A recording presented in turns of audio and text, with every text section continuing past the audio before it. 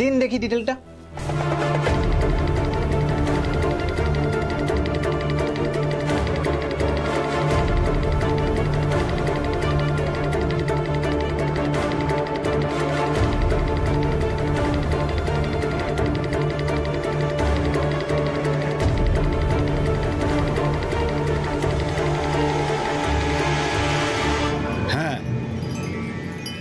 এটা আমাদেরই bank account number. কার নামে আছে ব্যাংক অ্যাকাউন্টটা?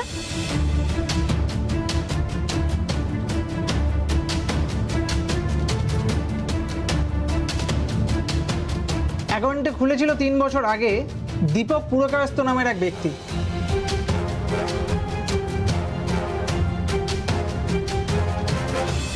গগন ঘোষ 2 বছর আগে অ্যাকাউন্ট খুলেছিল।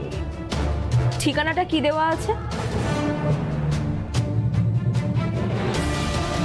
ওই তো এন্টালি। ডিটেইল অ্যাড্রেসটা আমাদের দরকার। ওকে, হ্যাঁ বলে দিচ্ছি। গগন ঘোষের অ্যাড্রেস হচ্ছে বারুইপুর।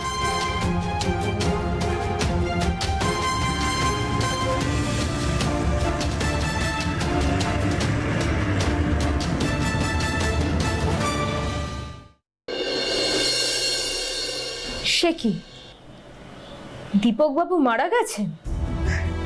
হ্যাঁ ম্যাডাম, ওই করোনাতেই মারা গেছেন। ও, তারপর থেকেই তো সংসারে অভাব। আমার ছেলে বৌমা নাতিকে নিয়ে আলাদা হয়ে গেল। সত্যি বলতে কি, আমি এখন দুবেলা দুমুঠো ভালো করে খেতে পাই না। আচ্ছা, আপনার স্বামী কি করতেন? ওই বাজারে একটা চালু এগরোল চাউমিনের দোকান ছিল। বাবা, তাহলে তো আপনার স্বামীর অ্যাকাউন্টে বেশ মোটা টাকাই জমা ছিল, কারণ ফাস্ট ফুডের দোকান যখন চালু ছিল তখন আমদানি তো বেশ ভালোই হতো। না ম্যাডাম, অ্যাকাউন্ট একটা ছিল, কিন্তু উনি সেই অ্যাকাউন্টে একজনকে ভাড়া দিয়েছিলেন। হোয়াট? অ্যাকাউন্ট ভাড়া দিয়েছিলেন? হ্যাঁ। কাকে দিয়েছিলেন? আমি ম্যাডাম মুখ্য সূক্ষ্ম মানুষ, আমি অত শত জানি না।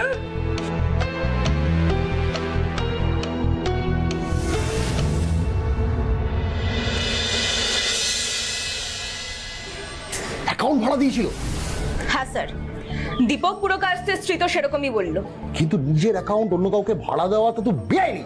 অবশ্যই বেআইনি, কিন্তু কি জানেন স্যার, কি? কমিশনের লোভে অনেকেই এই গর্হিত কাজটা করে থাকে। সে তো দেখতেই পাচ্ছি। আর ঠিক এই সুযোগটাকেই কাজে লাগিয়ে সাইবার ফ্রডরা নিরীহ লোকেদের কাছ থেকে মোটা টাকা আত্মসাৎ করে।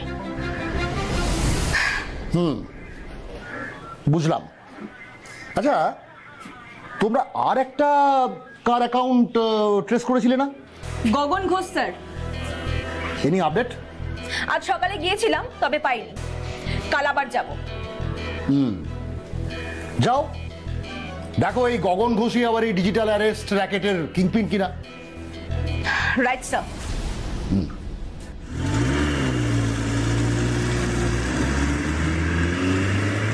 না মাইনি ম্যাডাম, আমি ডিজিটাল ব্যাপারে কিছু জানি না। তাই? তাহলে লোকজনকে ভয় দেখিয়ে তোলা টাকা ডিরেক্ট তোমার অ্যাকাউন্টে জমা হচ্ছে কি করে? কি হলো, চুপ করে আছো কেন? আমি জানি না ম্যাডাম। না, থানায় নিয়ে গিয়ে পিটিয়ে চামড়া না তুললে দেখছি পেট থেকে কোনো কথা বেরোবে না। বলছি ম্যাডাম, বলছি আমার অ্যাকাউন্টে আমি ভাড়ায় দিয়েছিলাম। ভাড়ায় দিয়েছো? হ্যাঁ। আচ্ছা, তুমি দীপক পুরকায়স্থ বলে কাউকে চিনতে? এন্টালিতে থাকতো, ফাস্ট ফুডের দোকান চালাতো। না ম্যাডাম, আমি জানি না। বুঝলাম, কিন্তু তুমি হঠাৎ নিজের অ্যাকাউন্ট অন্য কাউকে ভাড়া দিতে গেলে কেন? বলেছিল ভাড়ায় দিলে মাসে মাসে আমি প্রচুর কমিশন পাবো। কে বলেছিল? আশিস। কে আশিস? আশিস পাঠক। কোথায় বাড়ি? জানি না। মারবো টেনে এক থাপ্পড়। ইয়ার কি মারার জায়গা পাও না? চেনো না, জানো না, অথচ নিজের অ্যাকাউন্টটাকে ভাড়া দিয়ে দিয়েছো। আসলে আমার সঙ্গে বন্ধুত্ব ছিল যে। কিভাবে বন্ধুত্ব হলো? সোশ্যাল মিডিয়ার মাধ্যমে। তারপর রোজ প্রথম দিকে চ্যাট হতো, তারপরে আমরা ফোনে কথা বলতাম। মোবাইল নাম্বার আছে? হ্যাঁ আছে, দিয়ে দিচ্ছি।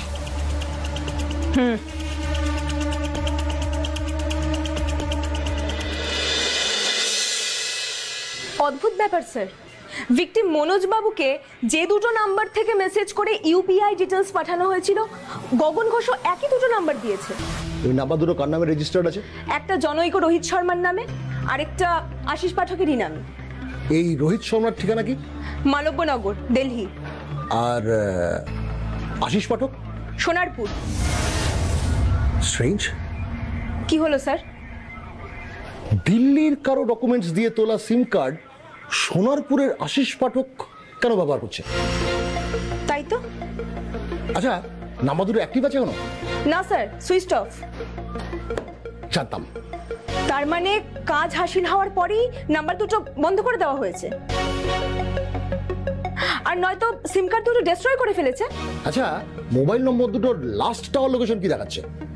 বারুইপুর স্যার। 5 দিন আগে প্রায় কাছাকাছি দুটো নাম্বারই অ্যাক্টিভ ছিল স্যার। আশিস পাঠক যে ডকুমেন্টস দিয়ে সিম তুলেছে তাতে কি ঠিকানা দেওয়া আছে? বারুইপুর স্যার, মল্লিকপাড়া। আজকেই ফোর্স নিয়ে যাও। Right sir.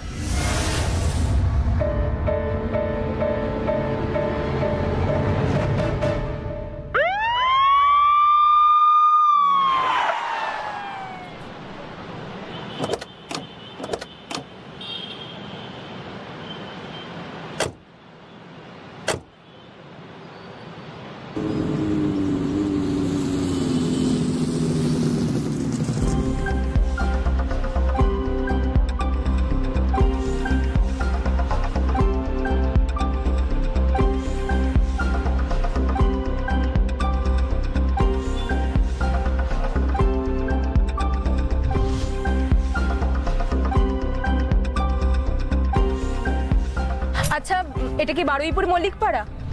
হ্যাঁ ম্যাম। আচ্ছা, আপনি কি এখানেই থাকেন? হ্যাঁ, কিন্তু কি ব্যাপার বলুন তো? এখানে আশিস পাঠক বলে কেউ থাকে? হ্যাঁ থাকে থাকে, ওই উত্তর দিকে একটা পুকুর আছে দেখুন না, ওর পাশের বাড়িটা।